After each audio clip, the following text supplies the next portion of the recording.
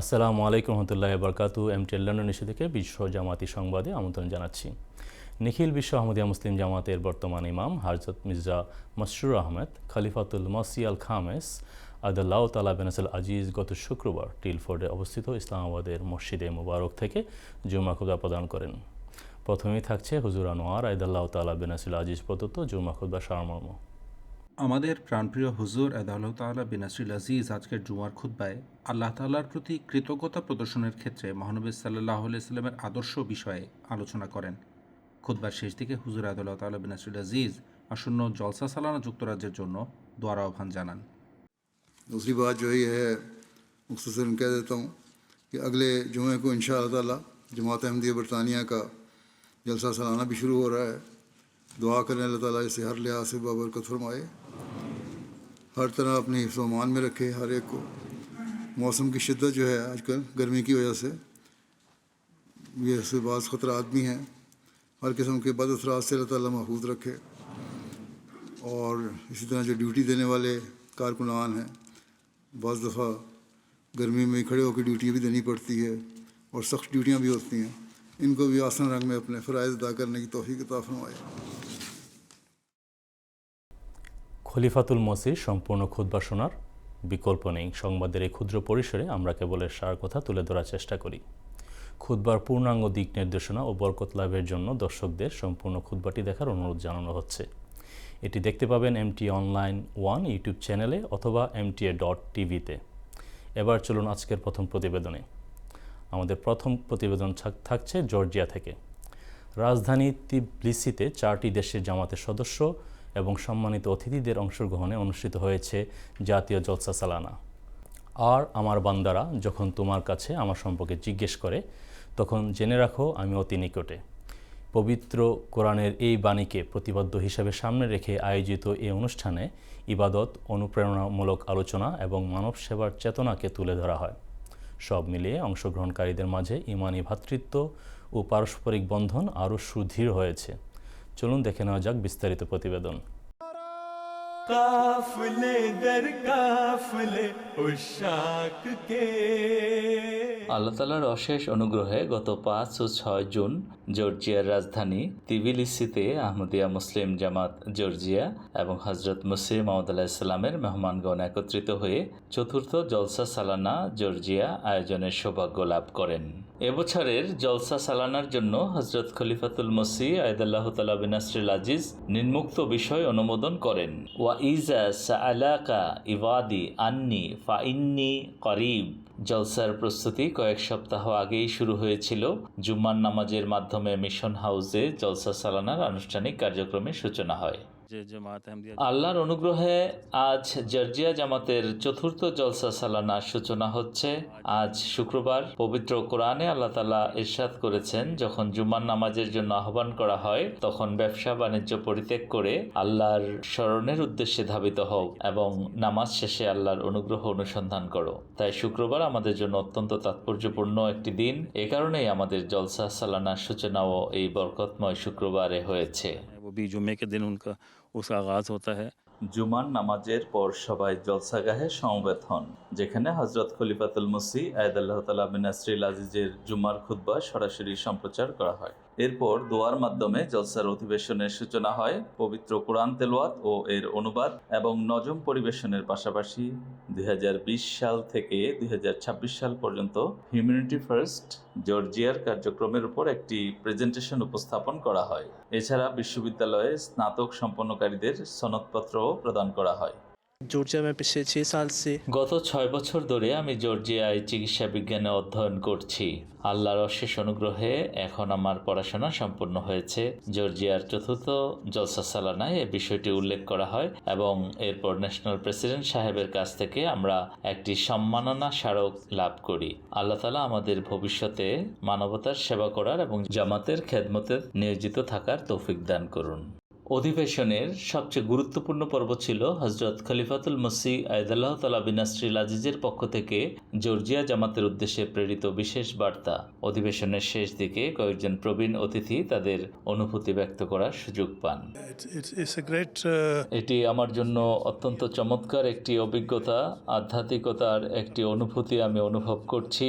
আলহামদুলিল্লাহ, আমি বিশ্বাস করি জামাতের ভবিষ্যৎ অত্যন্ত উজ্জ্বল।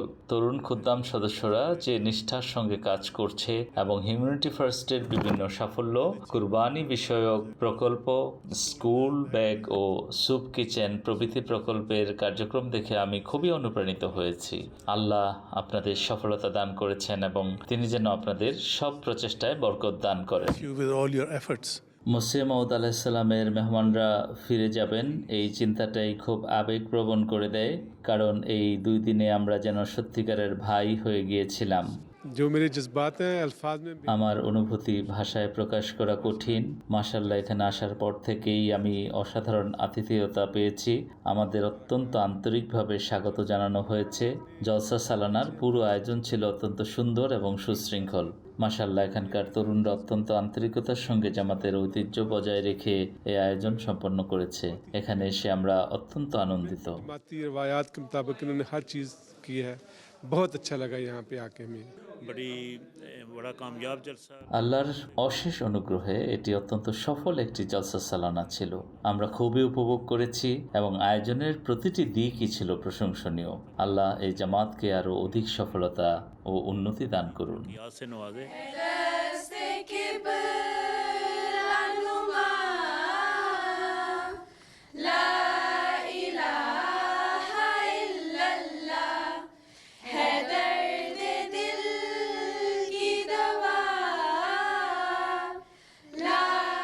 পরদিন সকালে লাজনা ইমাইল্লাহ জর্জিয়ার বিশেষ অধিবেশন অনুষ্ঠিত হয়। জোহর ও আসরের নামাজ এবং দুপুরের খাবারের পর দ্বিতীয় অধিবেশন শুরু হয়। এতে সমাপনী ভাষণ প্রদান করেন রাশিয়ান ডেস্ক ইউকের জনাব হাফেজ সাইদুর রহমান সাহেব। এরপর দোয়ার মাধ্যমে জলসা সালানার সমাপ্তি ঘোষণা করা হয়।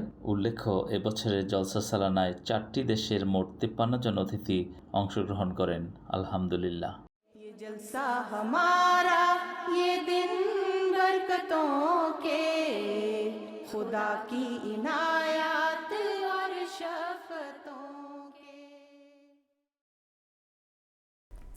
এরপর চলুন প্রশান্ত মহাসাগরীয় দ্বীপরাষ্ট্র কিরিবাতিতে। সেখানে জামাতের উদ্যোগে অনুষ্ঠিত হয়েছে 6ষ্ঠ জাতীয় জলসা সালানা। শান্তির জন্য দোয়া করুন, ন্যায় বিচার প্রতিষ্ঠায় কাজ করুন, এই প্রতিপাদ্যকে কেন্দ্র করে আয়োজিত 2 দিনব্যাপী এই অনুষ্ঠানে প্রতিবেশী দ্বীপরাষ্ট্রগুলো থেকেও অতিথিরা অংশগ্রহণ করেন। প্রদর্শনী, বক্তব্য এবং বিভিন্ন কার্যক্রমের মাধ্যমে ইসলাম আহমদিয়াতের শান্তিপূর্ণ শিক্ষার বিভিন্ন দিক সুন্দরভাবে তুলে ধরা হয়। চলুন দেখে নেওয়া যাক কীভাবে কিরিবাতি জামাত এবছরের প্রতিপাদ্যকে বাস্তবে রূপ দিয়েছে। মহান আল্লাহর অশেষ রহমতে আহমদিয়া জামাত কিরিবাতি গত 16 ও 17 মে 2026 তারিখে 6ষ্ঠ বার্ষিক জলসা সালানা সফলভাবে আয়োজন করার সৌভাগ্য লাভ করে। জলসা শুরু হবার কয়েক সপ্তাহ আগে থেকে জামাতের সদস্যরা বিভিন্ন প্রস্তুতিমূলক কাজে ব্যস্ত হয়ে পড়েন। লঙ্গরখানার পরিকল্পনা, মসজিদ পরিষ্কার ও সৌন্দর্য বর্ধন এবং নাসেরাত ও আতফালের নজমের প্রস্তুতি সহ নানা কার্যক্রম সম্পন্ন করা হয়। জলসার কয়েকদিন আগে প্রশান্ত মহাসাগরীয় 2টি প্রতিবেশী দ্বীপরাষ্ট্র রিপাবলিক অফ মার্শাল আইল্যান্ডস এবং ফেডারেটেড স্টেট অফ মাইক্রোনেশিয়া থেকে আগত অতিথিদের বিমানবন্দরে আন্তরিকভাবে স্বাগত জানানো হয়। তাদেরকে বাইতুল আহাদ মসজিদও ঘুরিয়ে দেখানো হয়। আলহামদুলিল্লাহ, 2 দিনব্যাপী এই জলসা 2টি পৃথক স্থানে অনুষ্ঠিত হয়। এবছরের জলসার প্রতিপাদ্য ছিল শান্তির জন্য দোয়া করুন, ন্যায়ের সাথে কাজ করুন। এটি বর্তমান বিশ্ব পরিস্থিতি সম্পর্কে প্রাণপ্রিয় হুজুরের নির্দেশনার আলোকে নির্ধারণ করা হয়। জামাতের ছোট বড় সকল সদস্য একত্রিত হয়ে মানে আবাকে জলসাগাহে পরিণত করেন। মানে আবা হলো কিরিবাতির একটি ঐতিহ্যবাহী মিলন কেন্দ্র, যেখানে বিভিন্ন সভা ও অনুষ্ঠান অনুষ্ঠিত হয়।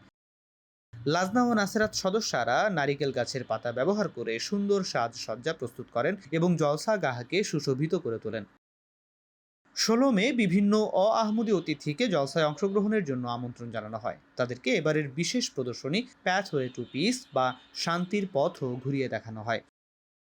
প্রদর্শনীতে ইসলামী শিক্ষার আলোকে শান্তি ও ন্যায় বিচার প্রতিষ্ঠার 8টি মূলনীতি তুলে ধরা হয়। পাশাপাশি ইসলাম সম্পর্কে মৌলিক শিক্ষা ও প্রচলিত ভুল ধারণাগুলোর অপনোদনও তুলে ধরা হয়। পুরো প্রদর্শনীটি স্থানীয় কিরিবাতি ভাষায় অনুবাদ করা হয়েছিল। এছাড়াও শিশুদের জন্য জলসার প্রতিপাদ্য ভিত্তিক বিভিন্ন শিক্ষামূলক কার্যক্রম সহ একটি বিশেষ কর্নারের ব্যবস্থা করা হয়। জলসার অনুষ্ঠান পবিত্র কুরআন তিলাওয়াত ও অনুবাদ উপস্থাপনের মাধ্যমে শুরু হয়। কিরিবাতি জামাতের মোবাল্লেগ ও অন্যান্য কর্মকর্তাগণ অতিথিদের সামনে আহমদিয়া মুসলিম জামাতের পরিচয় এবং জলসা সালানার গুরুত্ব তুলে ধরেন। নাসেরাত ও আতফাল সদস্যরা কিরিবাতি ভাষায় ইসলাম বিষয়ক একটি সুন্দর নজম পাঠ করেন। নজমটির ব্যাখ্যার পাশাপাশি ইসলামের মৌলিক শিক্ষাও উপস্থাপন করা হয়। Prophet Jesus, Prophet Muhammad, peace be upon all of them.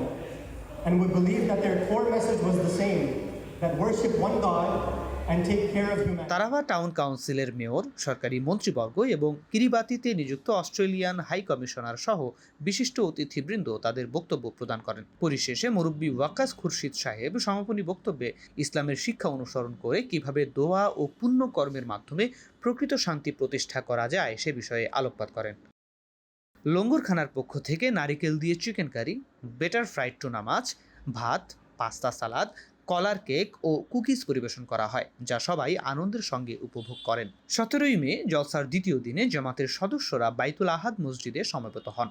এই দিনের মূল লক্ষ্য ছিল জামাতের সদস্যদের তালিম ও তরবিয়ত। দিনের শুরুতেই সফরকারী মুরব্বী সাহেবান, খোদ্দামের এবং তাদের সহধর্মিণীরা লাজনার জন্য পৃথক পৃথক তরবিয়তি অধিবেশন পরিচালনা করেন। লাজনার কর্মশালায় লাজনা ইমাইল্লার পতাকায় যে 3 মহিয়সী নারীর প্রতীক রয়েছে, হযরত আমেনা, হযরত হাজেরা এবং হযরত মরিয়মের জীবনাদর্শ এবং তাদের গুণাবলী কিভাবে নিজেদের জীবনে ধারণ করা যায় সে বিষয়ে আলোচনা করা হয়।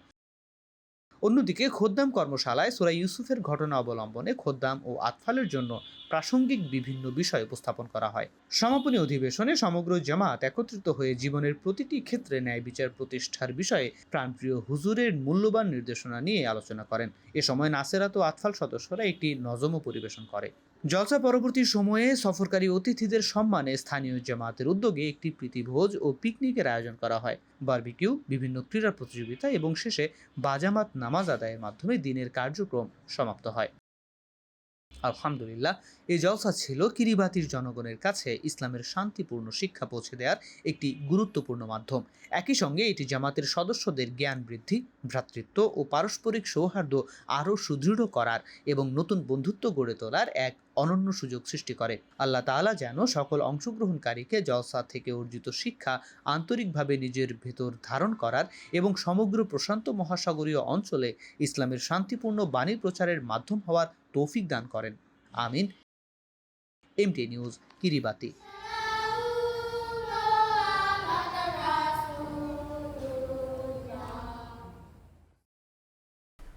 সবশেষে জলসা চালানোর পর এবার চলুন ক্রিকেট মাঠে। আমাদের শেষ প্রতিবেদন যুক্তরাজ্য থেকে। সেখানে টিলফোর্ড কাপ উদযাপন করেছে তার 5ম বর্ষপূর্তি। টিলফোর্ড ক্রিকেট ক্লাব এবং মোবারক মসজিদের একাদশের মধ্যকার এই বার্ষিক ক্রিকেট ম্যাচটি এখন আর শুধুমাত্র একটি ক্রীড়া প্রতিযোগিতা নয়, বরং এটি খেলাধুলা, আন্তরিক আতিথেয়তা এবং সামাজিক সম্প্রীতির মাধ্যমে প্রতিবেশীদের আরও কাছে এনে বন্ধুত্বের বন্ধনকে সুদৃঢ় করার এক অনন্য উদ্যোগে পরিণত হয়েছে। চলুন দেখি বিস্তারিত। প্রচণ্ড গরমের এক সন্ধ্যায় দেশের অন্যতম প্রাচীন ক্রিকেট মাঠে প্রতিবেশীরাই পরিণত হন সতীর্থে। এটি টিলফোর্ড ক্রিকেট ক্লাব ও মোবারক মসজিদ একাদশের মধ্যকার বার্ষিক প্রীতি ক্রিকেট ম্যাচ টিলফোর্ড কাপ। আমরা মোবারক মসজিদের সঙ্গে একটি প্রীতি ম্যাচ আয়োজন করি, যা আহমদিয়া মুসলিম জামাতের একটি ঐতিহ্য। গত 5 বছর ধরে আমরা এই ম্যাচটি নিয়মিত আয়োজন করে আসছি। 5 বছর আগে একটি সাধারণ আলাপচারিতা থেকেই শুরু হয়েছিল এই আয়োজন, যা আজ একটি সুন্দর ঐতিহ্যে পরিণত হয়েছে। আমি কয়েকজন সহকর্মী ও বন্ধুর সঙ্গে দেখা করি, আমরা একসঙ্গে চিন্তা ভাবনা করি এবং মনে করি স্থানীয় কমিউনিটির মানুষকে আরও কাছে আনতে এটি একটি ভালো উদ্যোগ হতে পারে। মোবারক মসজিদের পক্ষ থেকে এই উদ্যোগের সূচনা হয়েছিল স্থানীয় জনগণের জন্য মসজিদের দুয়ার আরও উন্মুক্ত করার বৃহত্তর লক্ষ্যকে সামনে রেখে। হুজুর অত্যন্ত স্নেহ পরবশ হয়ে আমাদের নির্দেশ দিয়েছেন আমরা যেন মসজিদের দরজা সবার জন্য উন্মুক্ত রাখি। স্থানীয় মানুষজনের সঙ্গে মিশি এবং তাদের জানাই মোবারক মসজিদ কি এবং আমরা কারা। তাই আমরা যা কিছু করছি তার প্রতিটি ছোট পদক্ষেপও হুজুরের দিক নির্দেশনা ও অনুমোদনের আলোকে হচ্ছে। বিশেষভাবে তিনি আমাদের স্থানীয় জনগণের কাছে যেতে এবং আমাদের উত্তম চরিত্র ও আচরণের মাধ্যমে নিজেদের পরিচয় তুলে ধরতে উৎসাহিত করেছেন। মাঠের খেলাও ছিল অত্যন্ত প্রতিদ্বন্দ্বিতাপূর্ণ। It was a good game today. আজকের খেলাটি সত্যিই ভালো হয়েছে। তারা 20 ওভারে 180 রান করেছিল।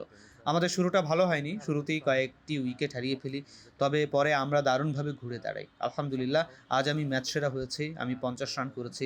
তবে এটি শুধু আমার একার কৃতিত্ব নয়, দলের সবাই অবদান রেখেছে। শেষ পর্যন্ত ম্যাচটি খুবই প্রতিদ্বন্দ্বিতাপূর্ণ ছিল। Put some runs in it, and it was a very close match. Very enjoyable. Yeah, played in good. খুবই উপভোগ্য একটি ম্যাচ ছিল। সবাই খুবই ইতিবাচক মনোভাব নিয়ে খেলেছে এবং সবাই খেলার সুযোগ পেয়েছে।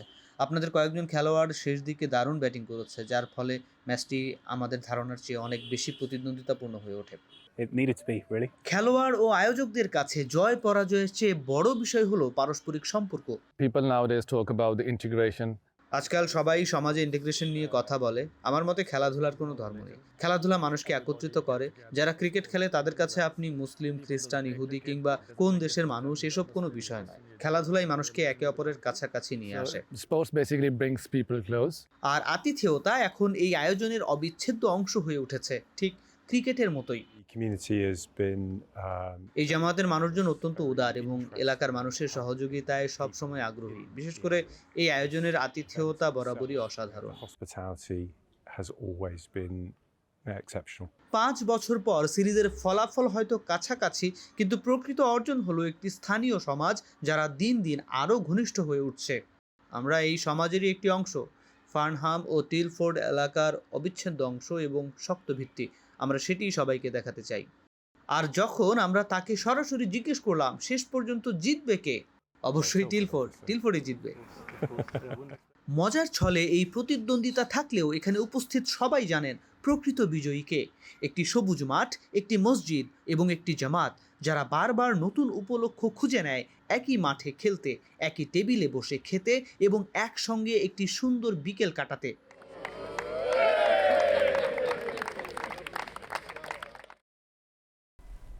এতেই শেষ করছি আজকের সংবাদ বুলেটিন। আমাদের সঙ্গে থাকার জন্য আপনাদের আন্তরিক ধন্যবাদ। সপ্তাহ জুড়ে সর্বশেষ সংবাদ ও আপডেট পেতে @newsmta এর সঙ্গে যুক্ত থাকুন। আজ এ পর্যন্তই। আসসালামু আলাইকুম রহমতুল্লাহ বারাকাতুহু।